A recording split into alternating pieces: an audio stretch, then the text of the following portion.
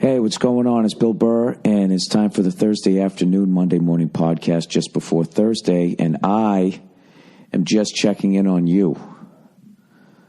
Okay? Now, I know you're disappointed. You're like, well, Bill, you usually yell like a maniac. You usually act like a fucking idiot. Well, it's like 8:30 in the morning, and I'm in a hotel room, and you're just going to have to deal with that. All right? Now, don't act like a fucking baby about it.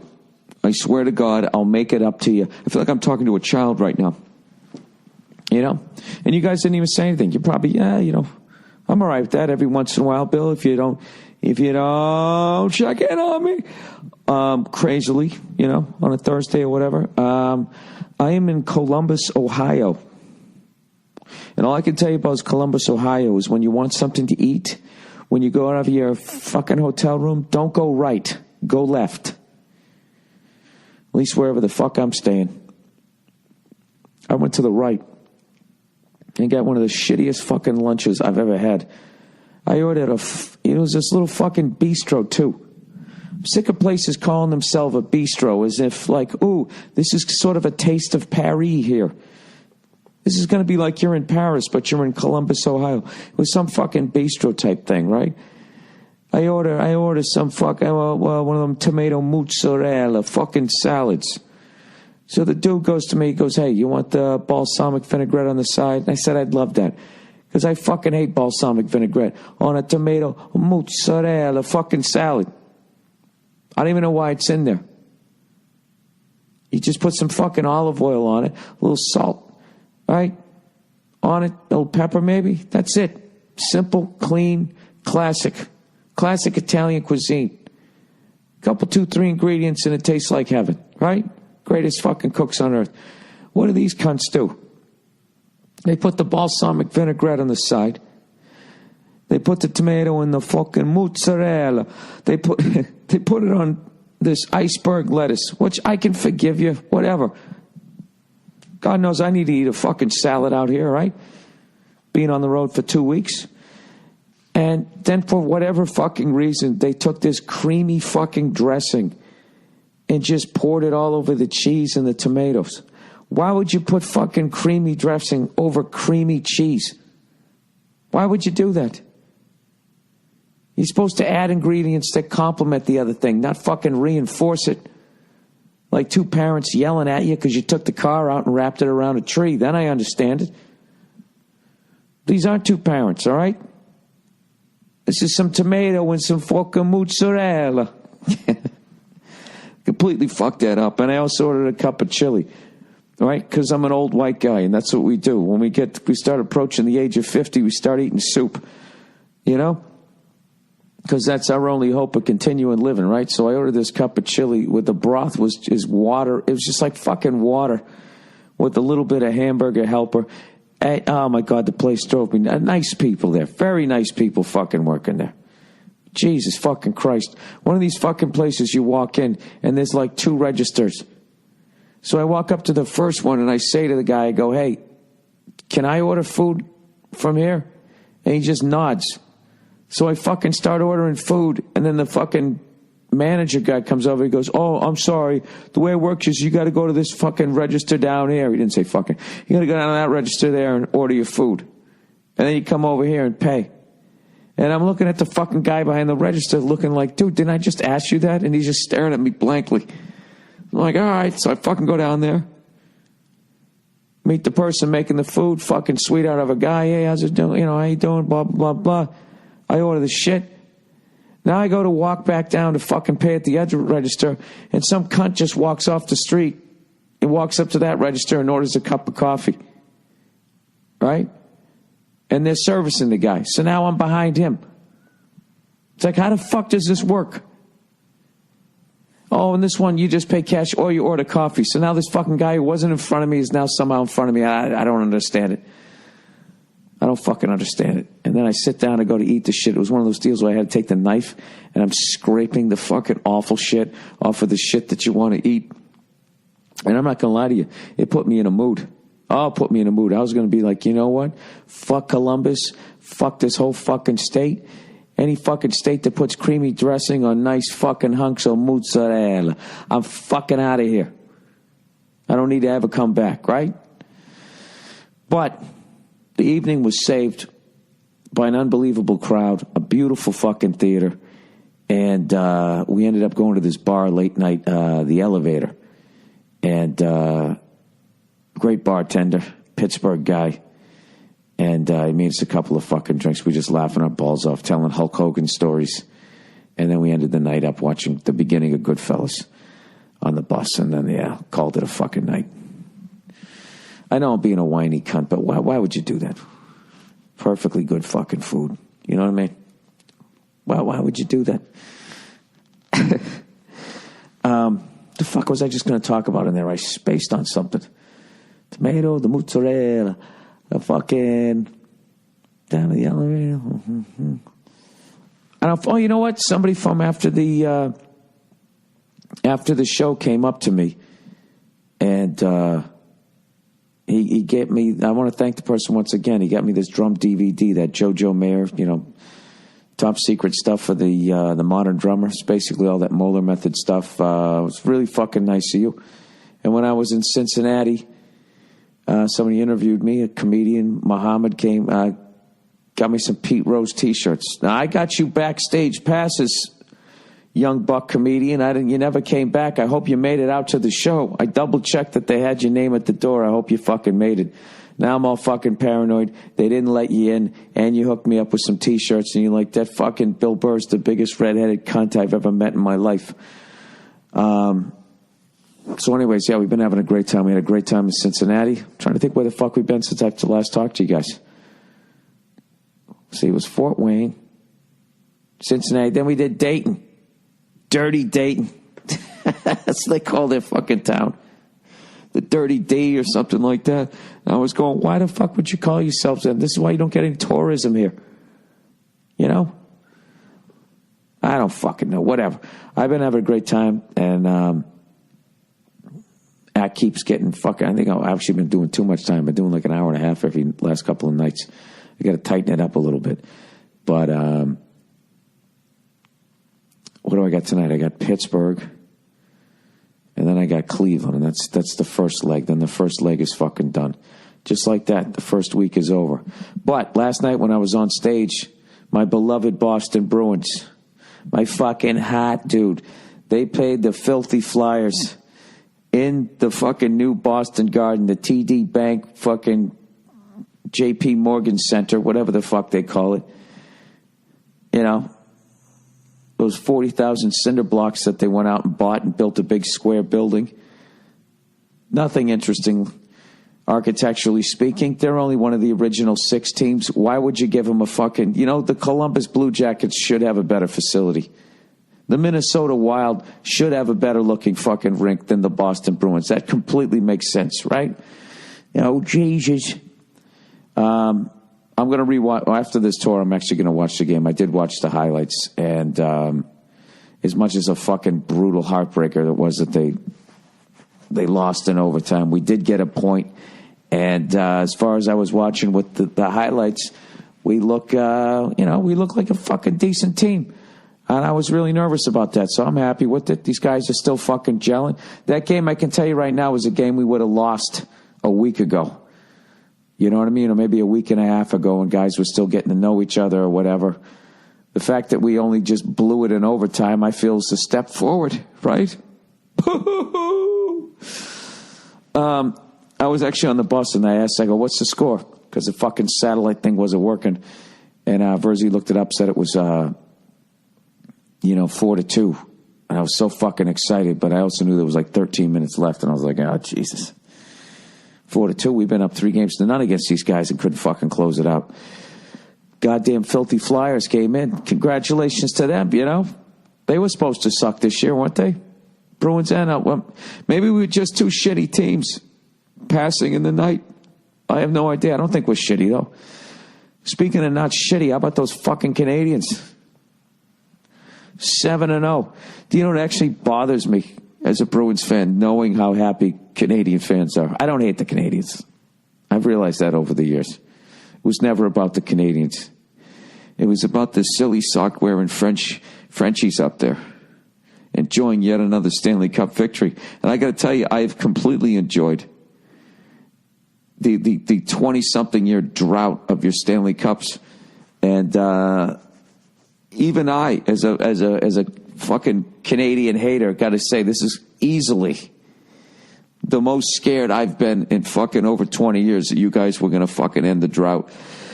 God knows we're not going to be the ones to stop you. So I'm rooting for the fucking West to be a monster of a fucking somebody out there, you know, to be another. The Blackhawks got to do it again. Who knows?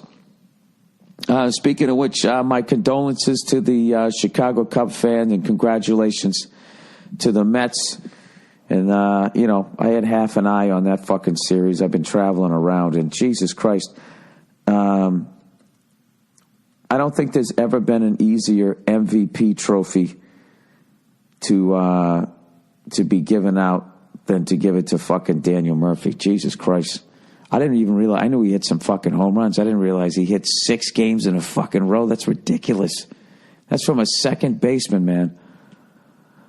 Unfucking believable. So I really wish I had time to watch that series. I had no fucking idea. And I'm glad I didn't see the I guess it was in the new Shea Stadium. You know, because I'll tell you, them panning around the crowd when the Cubs were going down 3-0 or whatever the fuck it was. That reminded me a long time ago, you know, when the Red Sox were going through their shit. So that sucks for them. But they're a young team. They could get better next year. Poo-hoo. But, you know, really quickly, by the way, you know, what really fucking annoyed me was the amount of Cubs fans that fucking filed out of that stadium. Jesus fucking Christ. Half the fucking stadium left. And I've always maintained that for every fucking team, half the people there are actually true fans. The rest of them just show up. You know, like all those fucking cunty Met fans that have caught Met fever. You know, where were you a couple of years ago when they sucked for fucking 10 years? Where were you? You know what? You were at home with your girlfriend, sitting there watching fucking Survivor or something like that. Like, dude, I'm not watching the Mets. I can't. I'm the biggest Mets fan. I can't. Fuck you. Where the fuck were you, right? I can say that about the Boston teams, too. All these fucking Patriot fans. Where the fuck were you when we used to play in that high school football stadium? Huh? With those aluminum benches and you stood up and you fucking lost your seat. Where were you? Where were you? You were at home having some fucking chowder. So anyways, you know what my dumbass is going to do? You know, like I couldn't be watching any more fucking sports as my life is whizzing by. I think I'm going to get the NBA package this year. I don't know why. I just think the Celtics are going to be fun to watch this year. And I've never been a big basketball fan. You know, I can't get into it. It's like they score every fucking 3 seconds. Anytime anybody looks at anybody, it's a fucking foul. You know, it's kind of like soccer, except you can use your hands. Except there's also a ton of scoring. Obviously it's not that bad. I don't know, I think I like college hoops better, but whatever. Hey, by the way, as far as my workout regimen, I go to the gym every day. You know what? I also have been eating like a fucking, I've been eating like a fat girl on prom night. How come nobody took me? Why did I have to go after fat girls? Maybe I could say I was eating like a redheaded male on prom night. I don't know.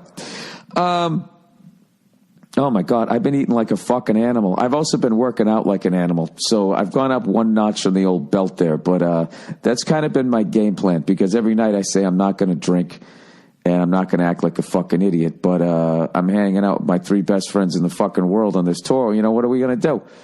And it's always every night right before the show, we always say the same thing. Dude, we're going to go easy tonight. You know, we're going to go easy.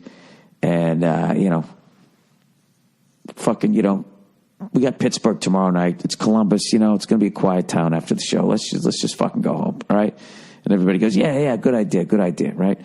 Then what happens? You know, somebody just gives somebody a look, you know. Last night it was Verzi. Verzi gave me a look just going like, so what are you thinking? You know, he was done with the set. I hadn't gone on yet. You know, what are you thinking? Maybe we going back to the hotel and Just calling it a night. And then I just start laughing, and he starts laughing. And the next thing you know, we stay out till fucking 3 a.m. Like assholes.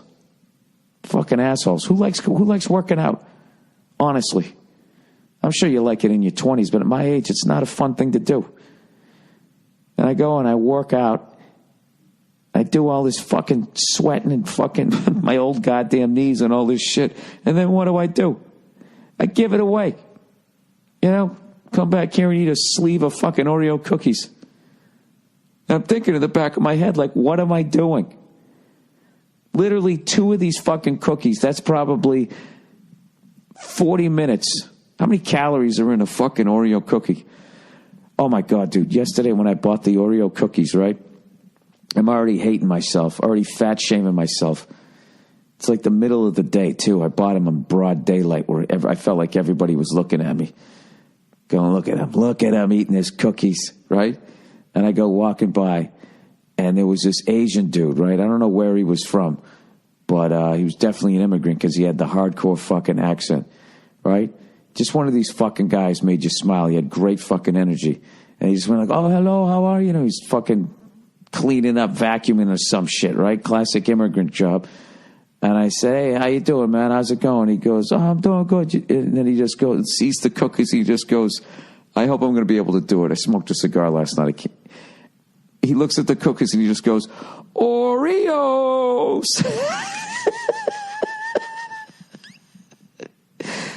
And I just start fucking laughing. I go, yeah, man, I got some Oreos. And he goes, oh, those are my favorites. And I'm laughing, going, I love them too. But it sounded like he was shitting on me the way he went, Oreos, like, you fucking bitch. You're bringing cookies back there? There's sugar tits. Dude, it made my fucking afternoon. He was such a fucking funny guy. And he wasn't being a bad guy. That's what I loved about him. He was more saying it like a big black girl, like, hey, right? Like, that's what I'm talking about. And what I loved was, it was just me and him in the lobby. And they had a big ceiling, and it like echoed when he did it. Oreos. And I went upstairs, and I sit down like a fucking loser. And I start eating this sleeve of cookies with his voice ringing in my head.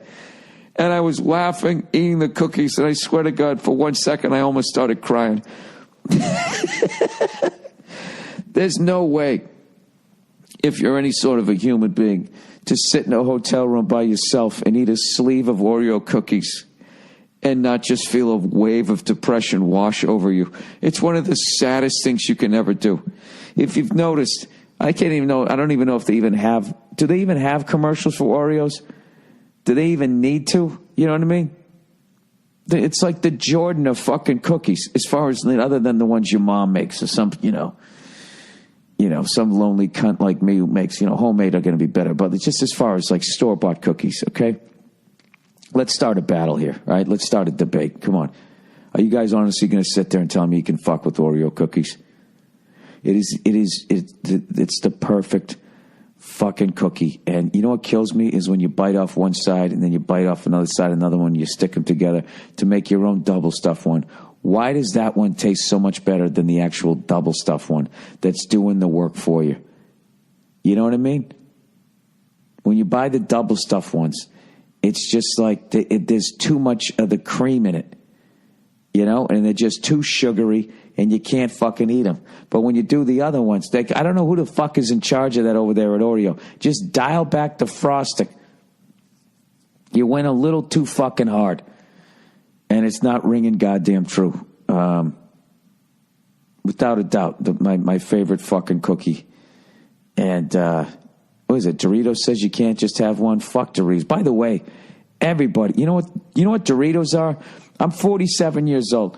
Anybody under the age of like 40, Doritos are the shit. Original Doritos, you cannot fuck with them. They're considered the greatest chip of all time. I grew up on Fritos, Ruffles. Like, Pringles are still new to me. Like, when those things first came out and they stacked them up in that can, like, we were just like, dude, that was like when, for my generation, that was like when PlayStation first came out. To have potato chips that you could actually stack up You know? To have like fucking 300 potato chips that are actually on the same page. You know what I mean? As opposed to the usual one. You open up a bag, they're all going in a different direction. You know, like some fucking team where the coach lost the locker room, right? Pringles are the fucking New England Patriots. They got a system, and everybody does their fucking job, and they get it done, right? And they're so goddamn good about it. The crying Colts got to fucking talk about air pressure. By the way, I watched this fucking thing yesterday, one of those 30 for 30s on old Pistol Pete Carroll at the when he coached for USC. Dude, I can't fucking believe I missed that whole era. I don't think I watched one fucking game. I was so busy traveling to all of these places I'm going to right now, which, by the way, is bringing back a ton of memories. I remember I went to an Ohio State game against, like, I can't remember who the fuck they played. They began with a B. Believe me, it wasn't Boise State. It was just some fucking shithead team. Division III, way back in the day, those classic cupcake games. I went to it by myself. I fucking came here, and I went into their old basketball arena where the band plays before the game, and I went into the horseshoe, which isn't a horseshoe anymore. Nobody really has a horseshoe unless your fucking program stinks. They got to build, you know, they got to keep adding on to the stadium because people keep fucking, right? And there's too many goddamn people and there's traffic 24/7. We got to have enough extra seats to put these animals, right? And I went to the game by myself. I have a lot of memories of that. I'm going to go to Milwaukee. I've been to County Stadium and to Miller Park. I've been to both of those by myself. I still remember in Miller Park when somebody took my picture. I had them take my picture on one of those little fucking disposable cameras, and they did the thing where they took it from my neck up, and like the top of the picture is like the entire fucking stadium and the roof of it. It's one of the worst pictures of all time. I actually just laughed. I got a stack of those somewhere, like those little fucking 5x8 printouts that you'd get when you took it to the drugstore to get them developed, of me standing in front of about 40 different stadiums that no longer exist. Let me see if I can go through some of them. Let's see. Okay, I've been to Olympia Stadium, or whatever the fuck that was, for an Expos game. That still exists, but the Expos don't. Miller Park, the Kingdome, the Astrodome, Mile High Stadium, Sullivan Stadium, the Boston Garden. Jesus Christ. I even took a tour of fucking Maple Leaf Garden by myself. Went on this fucking tour. It's one of the cool tours I took. I am too fucking old to remember all these fucking places. Candlestick. The fuck else did I go? McNichols Arena. It's where the Nuggets played. I went there by myself doing a college gig. Watching the fucking Denver Nuggets, and they were terrible. It was one of those deals, and they were barely in the fucking league. I saw an Avalanche game there too, before they built the Pepsi Center, the old Dallas Cowboys Stadium. One of these days, I got to make a list of all the fucking stadiums I've been to that no longer fucking exist, and. Not only did I go there, I went there by myself. But anyways, let's plow ahead here. So, yeah, dude, so I've just been working out and eating like a fucking moron. And tonight, I'm going to Pittsburgh, and I got a ton of friends there. Randy Bauman, Bill Crawford from WDVE. You know, Randy, I always say, he built me up in that market. He's the reason why I sell tickets there. So we always hang up, and then we always end up at that fucking... The evil yet delicious, whatever I always forget the name of it. The fucking sandwich where they put the French fries on it. All these fucking Pittsburgh guys are screaming about it. Oh, Panamis. I always forget the name of it. The fucking sandwich there where they put all this shit on it because, you know, I forget why. It had to do with fucking people building bridges. And they just needed to stick everything that they were going to eat for lunch in between bread. And they shoved it down their fucking throats, and then they just ate it. We're going to end up there, and of course we're going to have some fucking drinks. And then we're going to end up in Cleveland the next night. when we go to fucking Cleveland, by the way, the after party, I never have after parties, so you know this is going to be a special night. The after party is going to be at Hilarity's Comedy Club downstairs at the Martini Bar. So if you want to come down there, me, Bartnick, Verzi, and Lawhead are all going to be there. Stop by, come up, say hello. You know, just buy a couple of drinks in there because Nick Costas is another guy that fucking, you know, that guy used to headline me when I would fill up like a third of his club, and he built me up in that market. So, you know, I'm coming through town, and I always stop in and make sure I pay my respects to one of the legends in stand-up comedy. So please come down there, you know, stop by, say hello to us, and buy a couple of drinks, and yeah, whatever. So I think after that, then we're in Indianapolis. That's another fun town to drink in. You know, at some point, I just have to admit that I like to drink, right? But I'm just going to keep working out. I'm losing the battle. You know what I mean? Like, I've put on, like, you know, a couple, 2, 3 here, but, you know, I'm still going to the gym. So rather than putting on fucking 7, putting on 2, 3 pounds isn't bad. You put on 7, that's when you just start to give up on yourself. Don't give up on me, baby. That's when you start giving up on yourself, and then you're fucking in trouble. All right, can I talk Goodfellas here? The greatest guy fucking movie of all time. We watched it again, and it's just... I was watching it last night, and what I realized is it's just a bunch of scenes that, to me, as far as like a stand-up comic goes, it's the equivalent of an unbelievable closing joke, like a chunk of material, but it's every fucking scene. Every scene is a fucking closer. It's the greatest fucking movie that's ever been made. You cannot, that's a perfect fucking movie. And every time I watch it, I see something different. You know what was fucking great? It was in the beginning of the movie when it's raining out, right? And a young Henry Hill is holding the umbrella, and that guy who gets mad at him for wasting 8 aprons, he's got the cigar in his mouth. The run that he does, the way he runs over to Paulie's house, and then he runs back over the phone, his run, and the unlit cigar in his mouth, it's just so fucking perfect. It kills me. It's a fucking masterpiece. So, we watched it so many times. I'm trying to, you know, I got a couple of questions because everything in there means something. You know, Scorsese, you know it means something. So I want to ask you guys a question. I came up with a theory. Do you know when they got Billy Bats in the trunk of the car, right? And they open it up and he's still alive, and they fucking shoot him and stab him and all of that. You know, it's backlit and it's all red.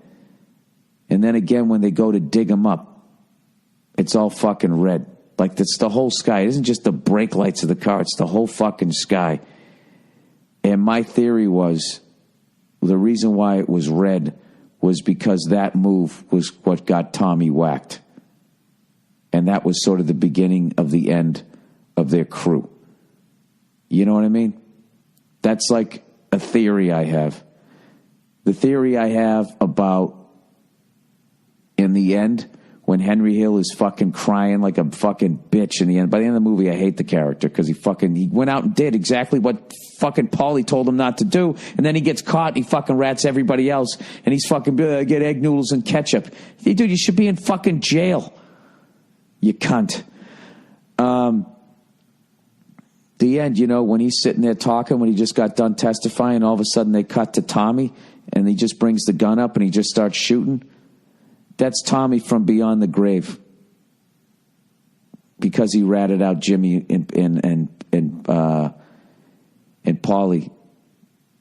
I think that's him coming back from the grave. Like, this is what I would have fucking done to you, Henry. I would have fucking whacked you. These are all just my theories. Joe DeRosa has a great theory where at some point Paulie is talking to Henry Hill, and he's making those sausages. He said there's an expression, the pigs are in the fire, which means shit has already been set in motion, as he's sitting there telling him not to fucking get involved with drugs. Like, that's the level, like, I'm trying to watch the movie at this point. So I got a question for you. Just basically, when it's backlit and red, why do you think it's backlit and red like that? And then also, why did they cut to that fucking old school clip of that guy singing. He's whistling like a bird. You know that part? Goodbye, Tootsie, goodbye. When they show that part.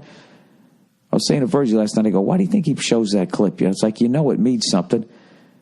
I'm trying to think of the era. I'm trying to think of the lyrics of the song. For the life of me, I don't have a fucking theory. You guys, does this sound like my conspiracy theories? Except I'm fucking talking about Goodfellas? I don't know. Anyways.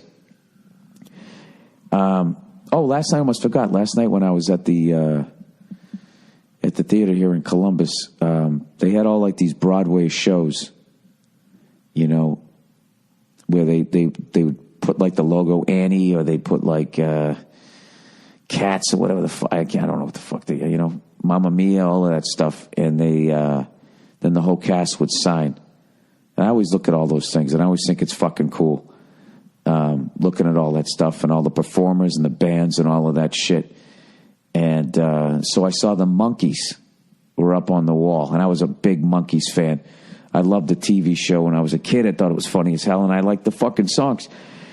And I'm looking up there, and I see Davy Jones's signature from the 2001 tour. Davy Jones, rest his soul. Peter Tork, Mickey Dolenz. Then I'm looking, going, did Mike Nesmith ever come back? He never came back, did he?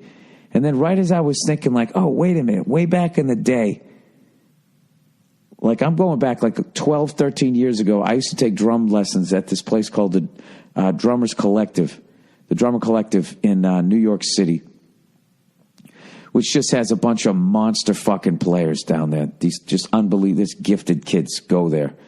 And then they have these sick-ass fucking teachers there. And, but then like a jerk-off like me can just come in and start taking lessons. They don't care like whatever your talent level is, they'll teach you, right? And right as I was looking at the Monkees thing, I was like, wait a minute. I used to take lessons from this guy, Sandy Gennaro, big-time Yankee fan, lived in Staten Island, and I was, obviously a Red Sox fan, and that was when the curse was still going on. And I remember I was taking lessons during 2003, and I remember when Pedro fucking grabbed Don Zimmer by his jack-o'-lantern head and fucking threw him down on the ground. And I used to do a bit about that, defending Pedro Martinez. What were his options?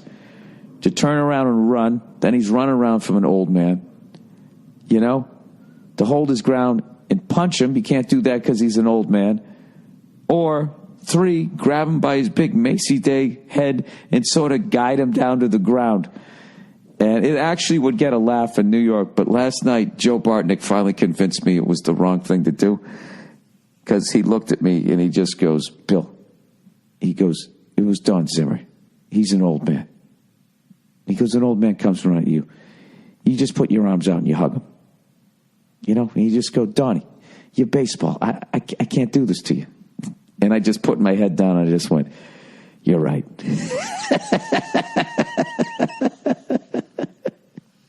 And then Verzi told the story that I guess, I don't know, at some point, I think after he retired or whatever, there's a baseball story out there that Pedro sat down and had lunch with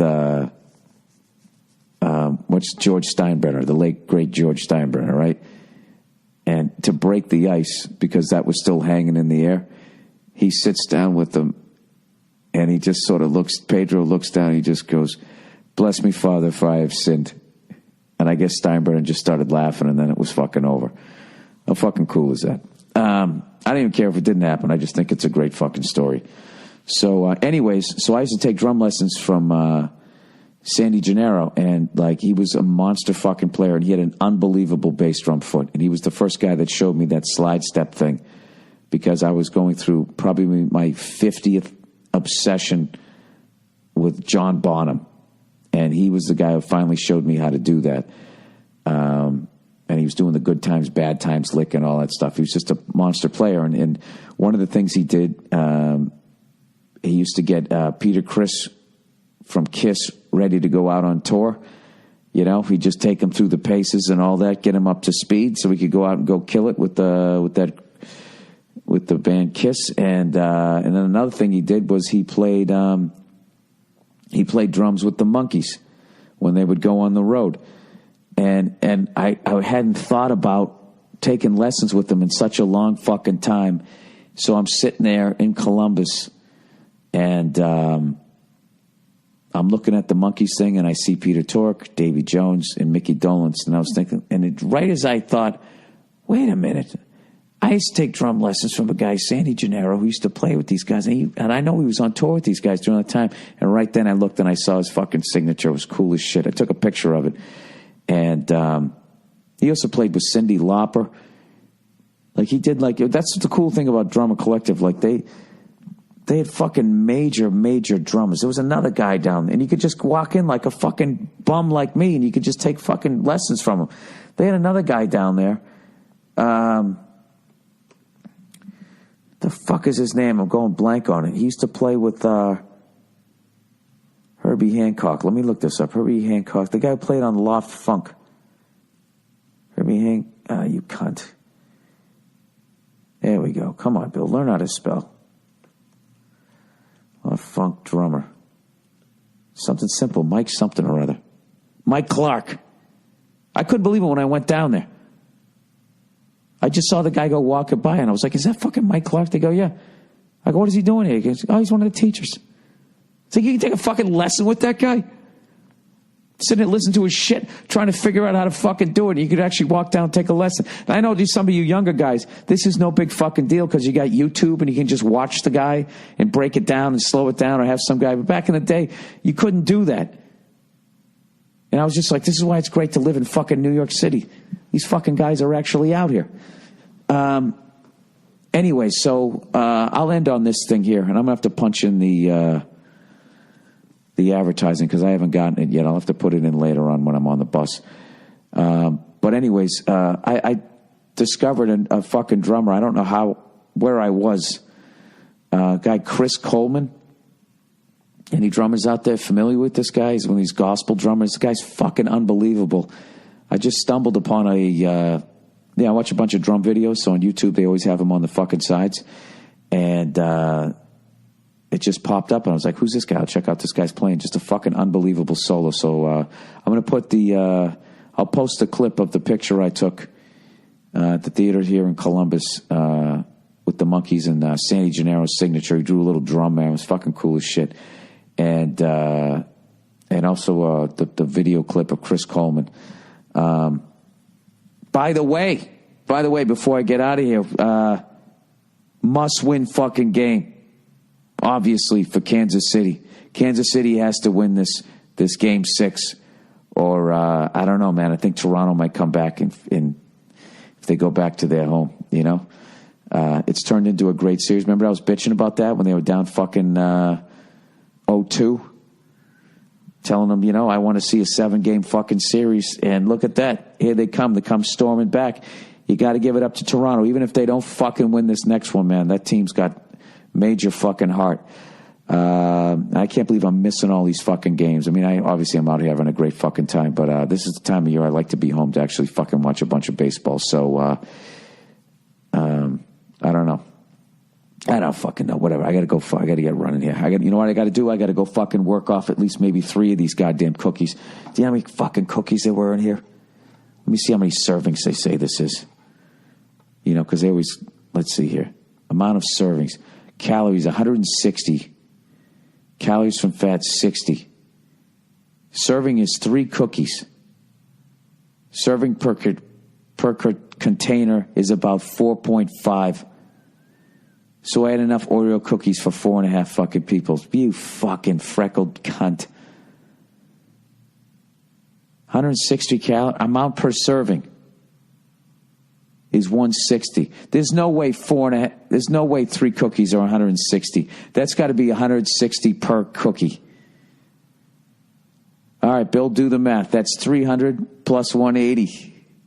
That's 480 calories times 3. There's over 12 cookies. Oh, you fucking jerk off.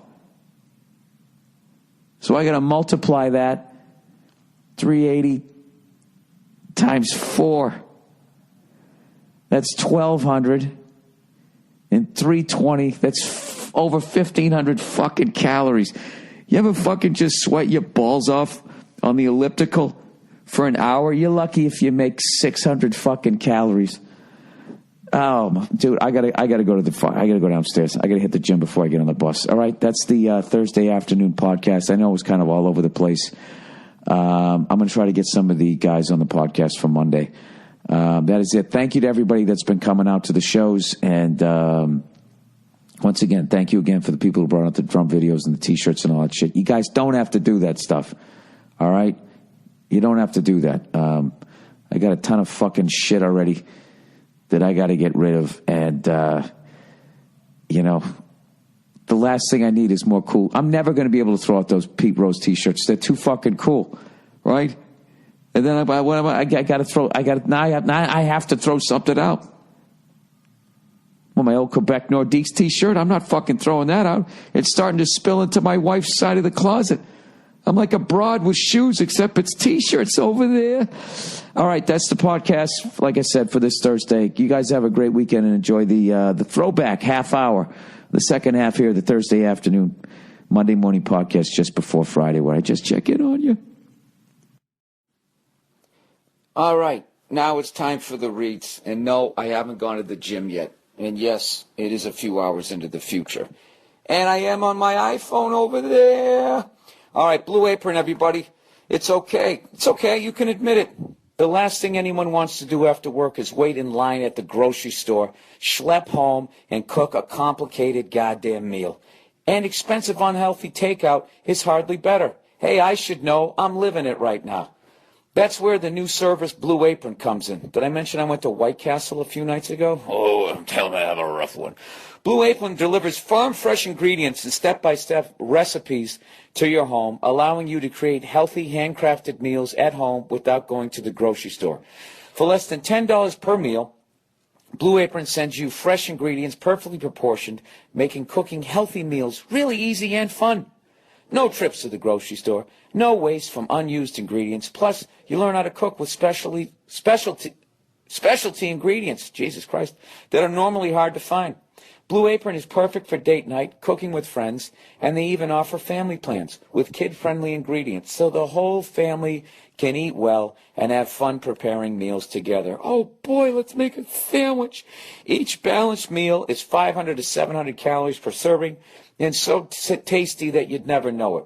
Cooking takes half an hour, shipping is flexible and free, and the menus are always new. They won't send the same meal twice. I love how they add that it's so tasty you'd never know, because you know a bunch of fat fucks who are like, 500, 700 calories doesn't taste good, unless it's 3 Oreos.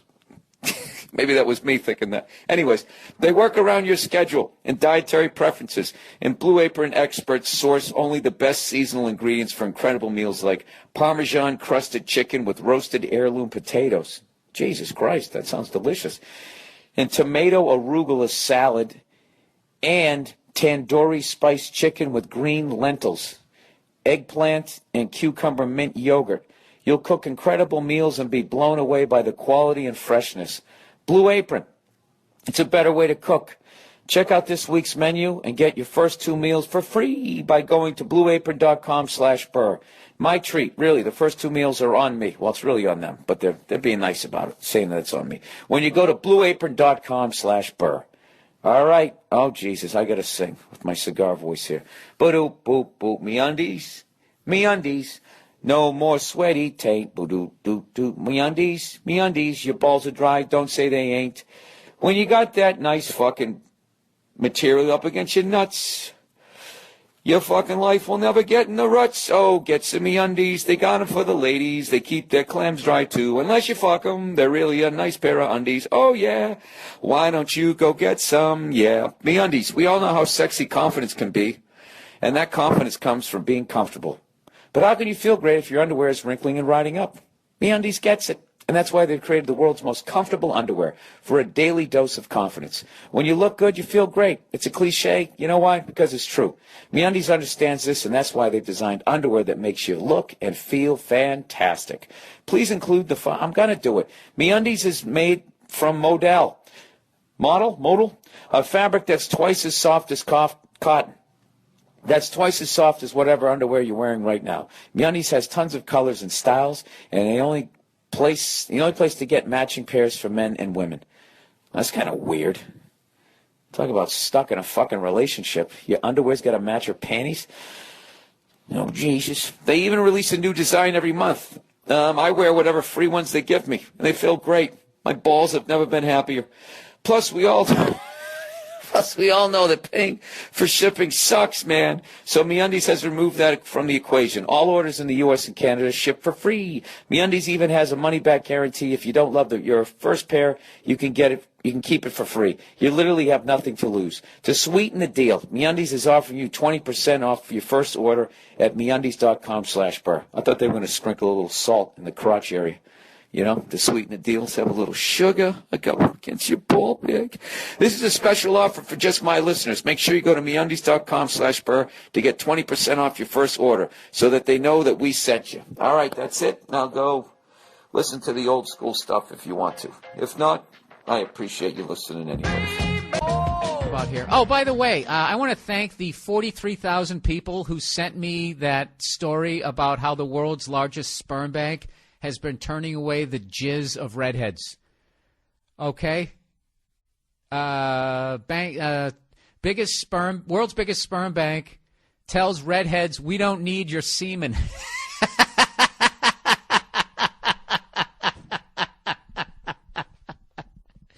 You know how fucking degrading that is?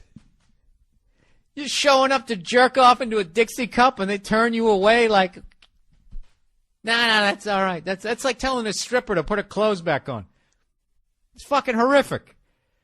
You know, but for some reason, like, people think that affects my life. It doesn't.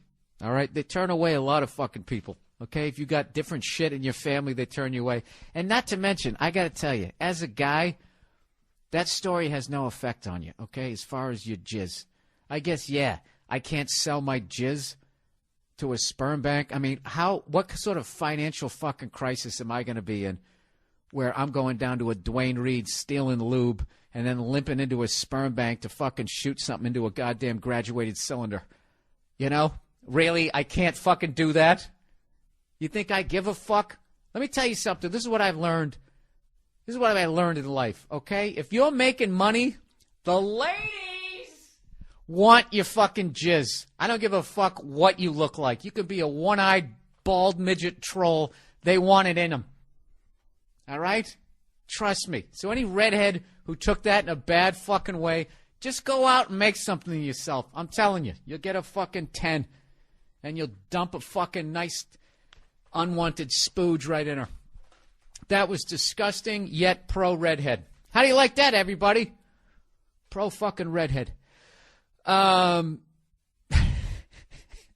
just love how many people sent me that story. Like, I swear to God, I said 40,000, but it had to at least be 100. And that's one of the things that I love about the Internet, and I hate it at the same time. Because the Internet, I swear to God, allows adults to act the same way you acted when you were in, like, kindergarten or first grade on the playground, where you were just completely uninhibited and you were mean. Remember that shit? You just walk up to somebody and be like, I don't like your face, right? You could just be that. And then when you get older, you still think that. You're sitting there in the boardroom going, look at this guy with his fucking face, his stupid fucking tie, right? You think childish shit, but because you're older and mature, you don't say it.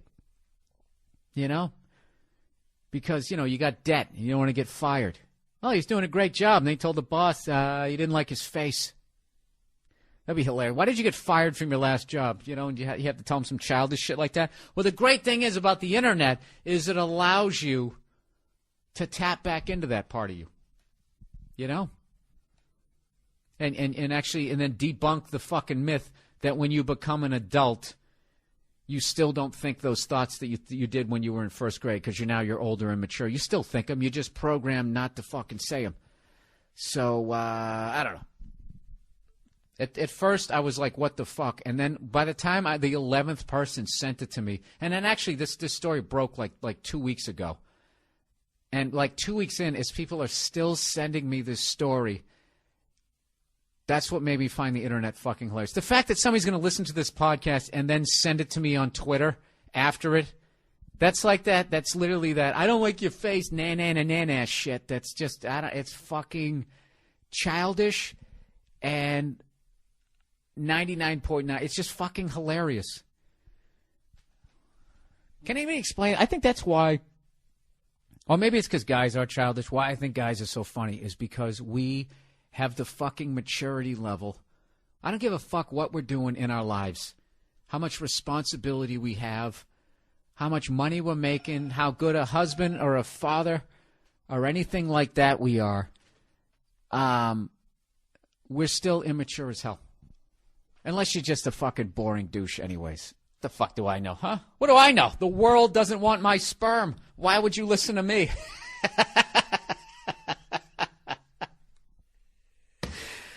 Oh, this just in. The world says, fuck you, Bill. Fuck you and your red nuts. We don't want them.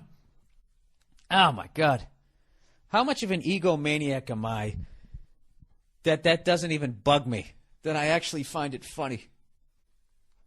The world just said no to me, and I still feel good about myself. What kind of a man has an ego to that level? I'll tell you, the kind of man who has the balls to do a podcast by himself, who actually thinks he's fucking interesting for an hour. Oh, geez, yeah. You know what? I think I was a little too mean on the fatties. I did what everybody does. I judge fatties the way the world judged my sperm. You know, see, people, this is why my podcast is so mean. This is why I don't give a shit about other people's feelings. This is why I say, cry me a fucking river. I don't give a the world just said no to my jizz. The fucking world. There's people out there, okay? They're shitting on the side of the road after they fucking, skip out of a bamboo hut.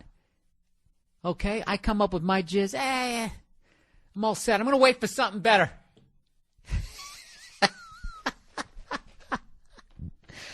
There's people in fucking Colombia, Venezuela. Who are those people that, what's-his-face, helped out? Escobar. They were living at the dump. They were living in a junkyard. He went out and built them a small city. Those people also said no to my jizz. This just in, the world says no. So I just don't have any fucking, I just don't have any sympathy. Yet I do. I understand people don't want to be fat fucks. The same way you understand that you'd like the world to welcome your jizz, as opposed to saying no to it. I hit a paper route. Yes, I did. I still rode a bicycle. Just let me paint a picture for you, okay? Big reddish orange afro, riding a beach rambler with white wall tires. This big Pee Wee Herman bike with white wall tires. Fucking insanely giant tires. Like if you went fast enough and slammed on the brakes, it sounded like a car. It went. People thought it was the shit. No, they didn't. Nobody liked me, right? So anyways, I had paper route money, people. I have been doing the paper. I from third grade to freshman year in high school, I got up every fucking morning because there's no day off with papers. Have you noticed that? Even on Christmas, when you wake up, right, you walk by your children and that woman that you married, and you got your robe on, tied nice and tight so your fucking Hogan doesn't spill out. It's a holiday. Put your junk away, Dad. What the fuck, right? And you walk to the front door. There's the paper. Well, how you think it got there? Well, nowadays, it's probably thrown there from a car, out a car window by a 40-year-old. All right, but when I was young, all right, it was still delivered by children. Yeah, it was great. Back then, they had paper boys. Then the broads had to come along. Well, what about paper girls? Why can't we do that awful job? Typical fucking broads. Oh, this is early. Am I already going to say that? Ooh, 6 minutes in. Let me tell you something about these fucking ladies. Funny thing about feminism is sometimes you got to really look. You got to really examine what you're asking for. It's kind of like gay people pushing for the right to get married. It's like, do they have any fucking idea what they're signing up for? You know? They're so wrapped up in being treated the exact same way as heterosexuals, which they should be, right? I'm not giving you a rough time there, twinkle toes. You should be. Okay? But there are some advantages of being gay. One of them is you don't have to get married. You can have a life partner, right? And at no point in the relationship can the dude sit there, right? He's got his head on your shoulder playing with your chest hair. You know, and you can just feel the sadness of his head. And then you go, what's the matter, Scott? You know. I don't know why Scott struck me as funny. What's the matter, Scott? You don't seem like your normal self. And he can be like, so where is this relationship going? And then you're in that. And then you got to get married, and you got to put all your shit on the line, right? Well, let me ask you this, gay guys. What if Scott is a fucking bum? Huh? What if he sucks at math? What if he's not an earner? You ever think about that? During your parades? Have you ever thought about that? What if he's a fucking loser?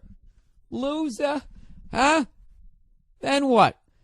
And then 3 years later, you're under a lot of stress because you got to fucking support his ass too. You don't have time to go to the gym and keep your abs all in shape, right? And all of a sudden you get a little doughy. Right? He's a guy. He totally judges people by how they look in a tight shirt, right? He fucking walks out on you. Takes half your shit, and now you got to pay alimony for a goddamn man.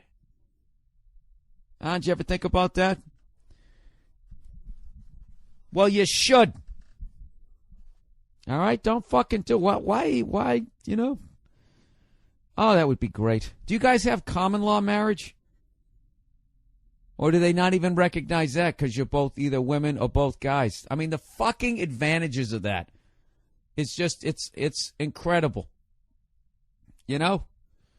It's almost worth the rejection, wouldn't you say? Oh, whatever. Go fuck yourselves. Hola, Bill. My younger brother and I have been having this debate about whether he took his girlfriend's virginity. Oh, I thought this was going to be about a guy who's still a virgin. All right, this might get ugly. All right, my brother and I have been having this debate about whether he took his girlfriend's virginity. Basically, my brother, who is now 20, has been dating the same chick since they met in Catholic high school. He says his girlfriend is saving herself for marriage like a good Catholic. My brother, on the other hand, lost his virginity before they met. So get this. Get a load of this. This guy's writing it like it's the 20. Here's the kicker, see? Instead of typical fucking, this chick lets my brother fuck her in the ass. Let's read that again. So get this. Get a load of this. Instead of typical fucking, this chick lets my brother fuck her in the ass. And furthermore, she has convinced him that she is still a virgin. I tell my brother, first, consider yourself lucky because most women will never let you do that. And second, this chick is not only a fucking whore, but is fucking royally stupid. According to her Catholic standards, if you only have anal sex, then you're still a virgin. This is complete horseshit. It's sad to me because I know this isn't an isolated incident, but rather a growing phenomenon. What websites are you going to, sir? It appears that more and more so-called Catholic school goody two-shoe bitches have been brainwashed to think that they are holy in the eyes of the Lord by maintaining their virginity, even though they spread their butt cheeks and show the... All right. Yeah, Jesus Christ. We get it. Please, God. Bill, for the love of all that is holy, help me to convince not only my brother, but all these so-called children of God that even if you don't fuck a girl in their vagina, that a girl loses her virginity. Virginia, there is. When she gets banged in the This is the problem with lack of sexual education in this country, particularly when it comes to, like, Catholic school and religion. All right, before you get on your soapbox, do you feel... that's why I was do in you here, feel... to get on my soapbox. I just knocked you off. Do you feel that this woman is still a virgin? No. She's not a virgin. No. Even though when you go to put it in her... Her hymen isn't broken, but her hymen is in place. It's basically but no, the seal hasn't been broken on the bottle, Yeah. but you screwed in the bottom and all the liquid is poured out. Yeah, but this is the disgusting. problem though, because it's like you're supposed to be this virtuous woman. So yeah, it does create this weird complex in you. And then you do one of the most skankiest sex acts you could possibly do. Why is that skanky? It's It's all just sex. Look. The thing Listen. is, no, you Listen. listen. No. You listen. Oh. Because a sex act is a sex act. They shouldn't be demonized one way or another. And I take umbrage with this guy calling this girl a whore just because she's having anal sex. Okay? Are you a whore because you bang girls? Shut the fuck up. That's not true. Like that. That's not true. I don't like that That's judgment. whore. That's the wrong way to look at it. No, he's that's not how a I whore. work at He's it. not a whore. Well, he's calling her a whore just because she's having anal sex. She is a whore. Why? Because she took it in the age. So do a lot of people.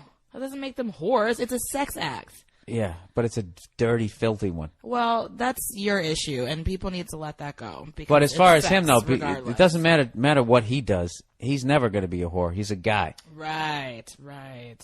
Listen, I'll explain it to you this way. If you take that patronizing tone with me, you don't. Well, you already used the word umbrage. Yeah, Huh? because I'm smart. Don't get All right, you're right. all You're insecure. right. I don't know what umbrage. I take umbrage. I take umbrage with the fact that you used umbrage and didn't warn me that you were going to do that. Didn't you see the look in my eyes? What the fuck is that? Was this Meet the Press? No, Listen to me. I've heard a lot of girls are doing that these days. They're having anal sex thinking that it's not regular sex. But it's all sex, people. So if you're taking it in the ass or you're taking it in the veg. No. Okay, let's look still at it like having a drug way, okay? In a drug sense. Okay. All right? Making out, that's like you had a beer.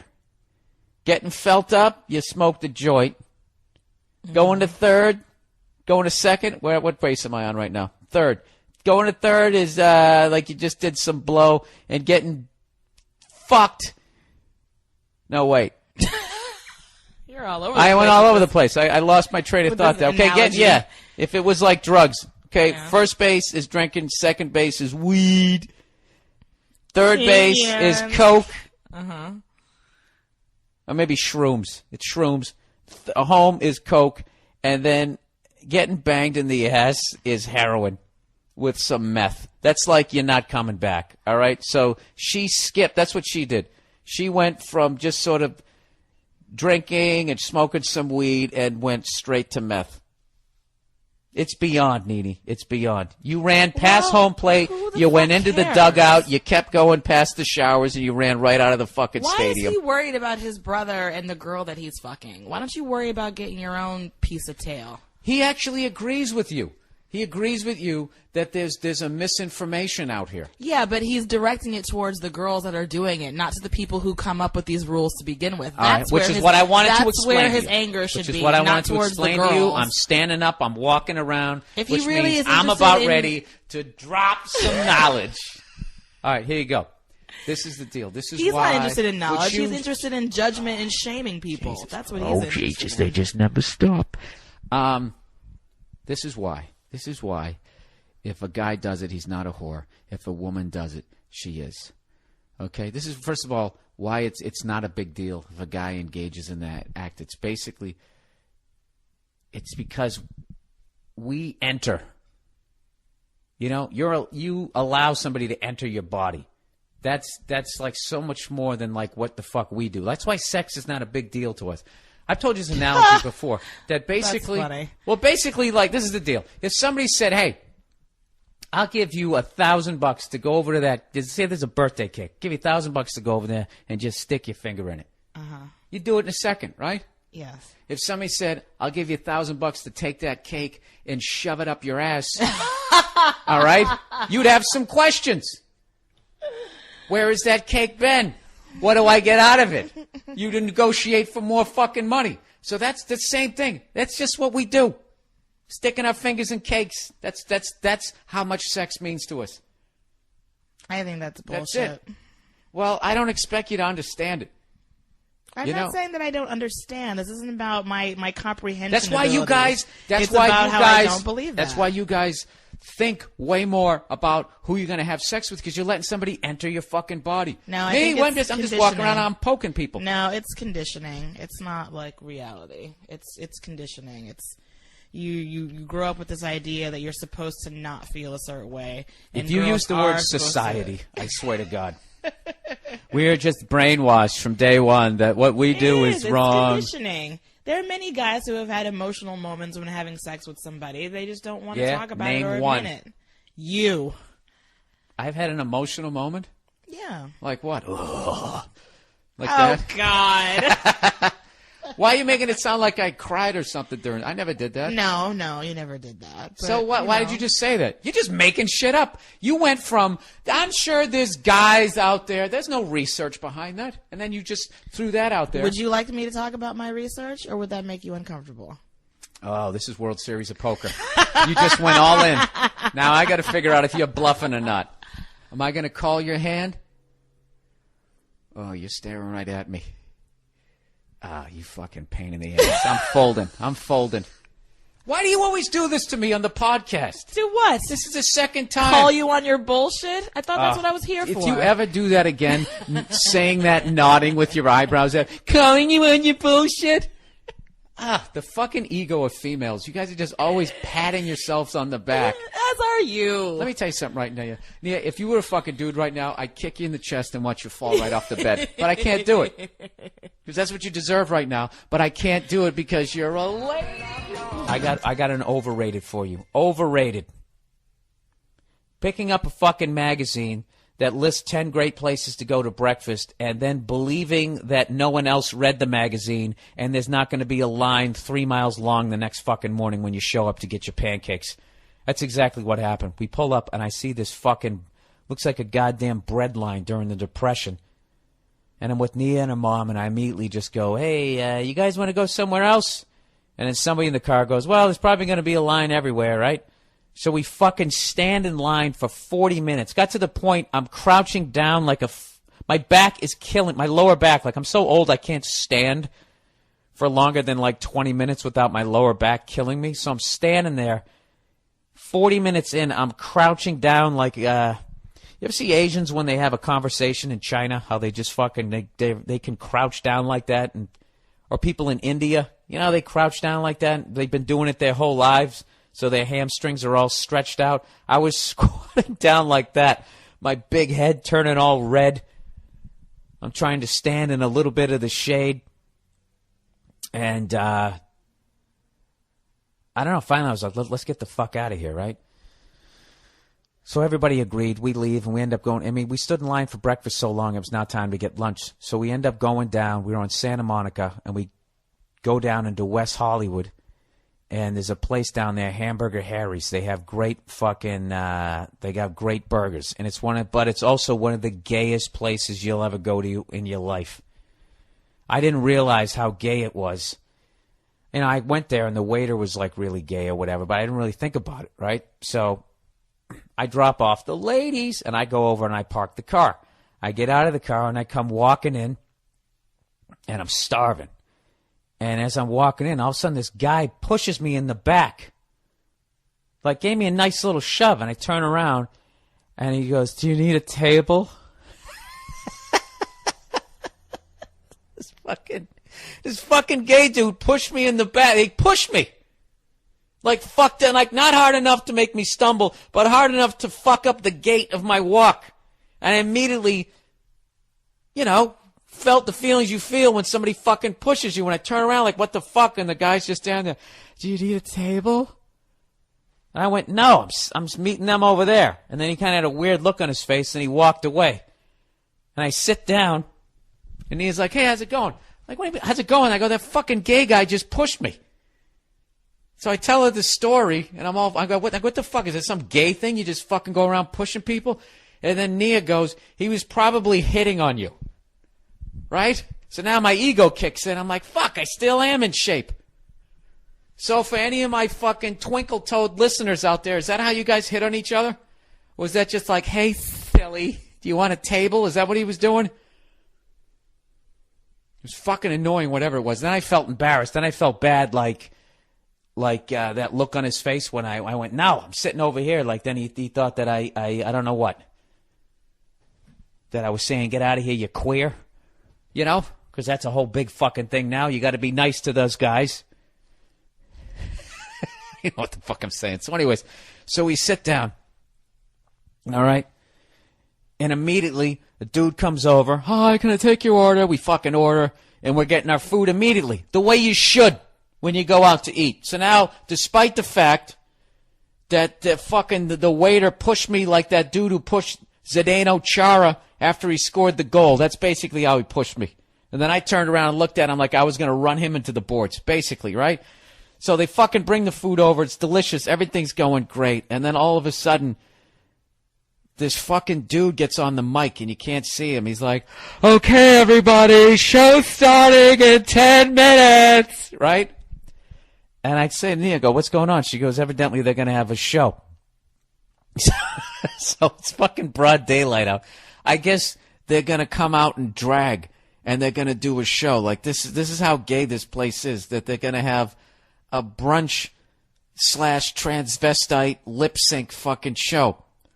And I got to tell you, it was absolutely fucking hilarious. We were sitting there and the guy on the mic, it's like 11:30 in the morning and he said cunt on the mic. He goes, come on, bitches, drink up. We're having a show. Don't be a bunch of something. He goes, sorry, I'm sorry. I'm just feeling a little cunty. I'm sitting there with Nia's mom. And this guy starts saying cunt like every other fucking word in broad daylight. And as a comedian, I had to respect the guy. All right? I've never said cunt on stage when the sun's out. I'm not going to lie to you. I barely say it on stage. I say it a ton of times here because it's ridiculous. But I really don't say it that much on a comedy club stage. And this dude / half a lady is saying cunt every other word at brunch. And so anyway, so they come down, like 3 of them. The host sucked, right? He had this giant head with this huge fucking, I don't know what, blonde wig on. And he was like doing jokes that should have been funny but weren't. At some point, he said something about a bloody pussy. And we're sitting here eating brunch, and he makes a bloody pussy joke. So just as a comedian, this should have been hilarious, but timing was awful. He'd say the setup, and then he'd mumble the punchline. And he was annoying me. The next one came out, was all right. The dude looked like Nancy Grace, so that was cracking me up. And then the next one looked like a soccer mom. If she was in Battlestar Galactica, you know when they have those, they get that Woodstock Ellen DeGeneres haircut, kind of had that but spiked up, and that was hilarious. And then the last one freaked me out. There's always one that's gonna freak you out because it's gonna almost look like a fucking chick.